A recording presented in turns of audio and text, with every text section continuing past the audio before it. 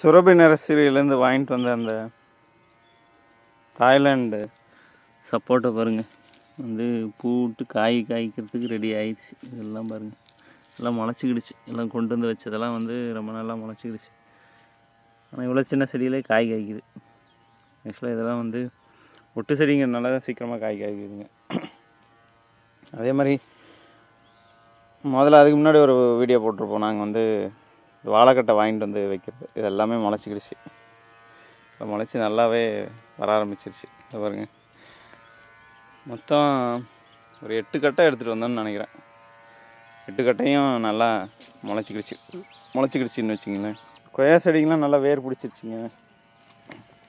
கொஞ்சம் துளிர் விடல, பட் ஆனால் நல்லா வேர் பிடிச்சிக்கிடுச்சிங்க. அதே மாதிரி பார்த்திங்கன்னா ஃபேஷன் ஃப்ரூட்டு வந்து இந்த மாதிரி கொம்பு மாதிரி நட்டு வச்சு அது மேலே ஏற்றி விட்டுருந்தோம். இப்போ வந்து இதுவும் நல்லா தண்ணி விட்ருப்பாங்களாட்டு நல்லா பார்த்திங்கன்னா பாருங்கள் பிடிச்சிக்கிடுச்சு. ஸோ நல்லா வேர் பிடிச்சிக்கிடுச்சு எடுத்துலாம். இன்னொரு 6 monthஸில் வந்து நல்லா சேஞ்சஸ் பார்க்கலான்னு நினைக்கிறேன். ஸ்டாக்லேருந்து வாங்கின செடியெல்லாம் கொண்டு வந்து இறக்கி வச்சாச்சு. இனிமேலும் வைக்க வேண்டியதாங்க. வைக்கும் போது ஒரு வீடியோ போடுறேன்.